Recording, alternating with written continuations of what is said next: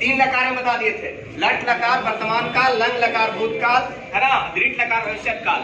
ठीक है, तीनों लकार में आपको धातु रूप सूत्र बताए थे, 10 को धातु रूप बताए थे और उस पर तीनों में अनुवाद बताए थे। ठीक है, अब चौथा लकार हम आपको बताने जा रहे हैं, लोट लकार आज्ञावाची काल या अनुज्ञा काल। ठीक है, इस लकार में धातु रूप सूत्र कैसे लिखाएगा और कैसे लिखाएगा ये बताने जा रहे हैं।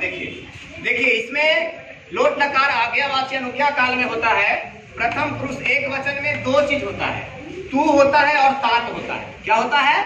तू होता है और तात होता है, यानी सह और सा के साथ, है ना। प्रथम पुरुष एक वचन में सह और सा के साथ, है ना, मूल धातु के अंत में तू या तात लगता। ठीक है, उसके बाद प्रथम पुरुष द्विवचन में यानी तौ कर्ता के साथ मूल धातु के अंत में ताम लगता है। उसी तरह से प्रथम पुरुष बहुवचन के, है ना, कर्ता ते के साथ मूल धातु के अंत में अंतु लगता है।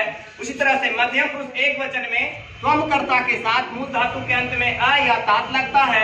उसी तरह से मध्यम पुरुष द्विवचन में युवाम कर्ता के साथ तम लगता है। उसी तरह से मध्यम पुरुष बहुवचन में युयम कर्ता के साथ ता लगता है। ठीक है, उसी तरह से उत्तम पुरुष एक वचन में अहम कर्ता के साथ मूल धातु के अंत में आने लगता है। उसी तरह से उत्तम पुरुष द्विवचन में कर्ता के साथ अवाम के साथ, है ना, मध्य मूल धातु के अंत में आम लगता है।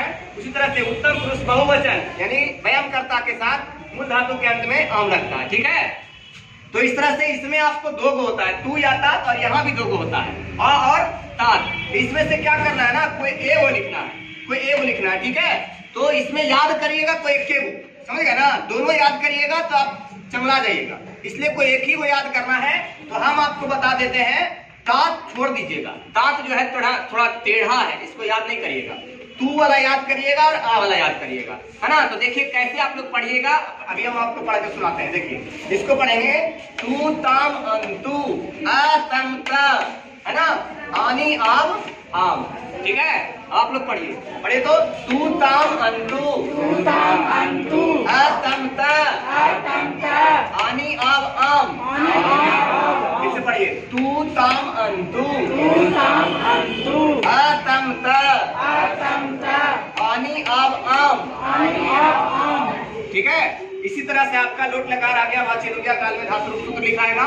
ठीक है, अब इसके नीचे हम 2 को नोट लिखा रहे हैं। नोट नंबर 1 में क्या कहता है कि लोट लकार आज्ञावाची या अनुज्ञा काल में सभी धातुओं यानी क्रियापदों के मूल रूप के अंत में ऊपर दिए गए सूत्र को जोड़कर संस्कृत में धातु यानी क्रियापदों को लिखा जाता। ठीक है, यानी यही वाला सूत्र को जोड़कर लिखना है। ठीक है, तो आप जब भी अनुवाद बनाइएगा, लोट लकार आज्ञावाची अनुज्ञा काल का वाक्य रह जाएगा, तो यही धातु रूप सूत्र पर धातु रूप लिखना। ठीक है, तो इसमें से ये दोनों में प्रथम पुरुष एक वचन में तू ही यूज करिएगा, आसान होगा, और मध्यम पुरुष एक वचन में आ इस्तेमाल करिएगा, है ना, आसान होगा। ठीक है, तो यही दोनों याद करना है इसमें। अब देखिए नोट नंबर 2 कहता है, संस्कृत में अनुवाद सभी लकार में कॉमन है, एक ही है। संस्कृत में अनुवाद बनाने के लिए कर्ता जिस वचन और पुरुष का होता है, उसी वचन और पुरुष का धातु यानी क्रियापद भी लकार यानी काल के अनुसार लिखा जाता है। ठीक है, ये तो सभी में एक समान है। ठीक है, अब इसमें भी 10 को आपको मूल धातु और क्रिया बता रहे हैं, इसको दिखाएंगे धातु रूप इसी पर कैसे दिखाएगा। तो देखिए, पहला पट मने पढ़ना, दूसरा लिख मने लिखना, गच्छ मने जाना, तीसरा दृश्य मने देखना, चौथा पांचवा पस मने देखना, क्रीड मने खेलना, भू या भव मने होना, खाद मने खाना, हस मने हंसना, रोज मने रोना। जिस तरह से तीनों लकार में हम आपको 10 का धातु रूप लिखाए थे, उसी तरह से लोट लकार आज्ञावाची अनुज्ञा काल में भी 10 का धातु रूप लिखाएंगे, कैसे लिखाएगा जी, है ना। और ज्यादातर यही 10 क्रिया अनुवाद में आता है, इससे ज्यादा नहीं आता। ठीक है।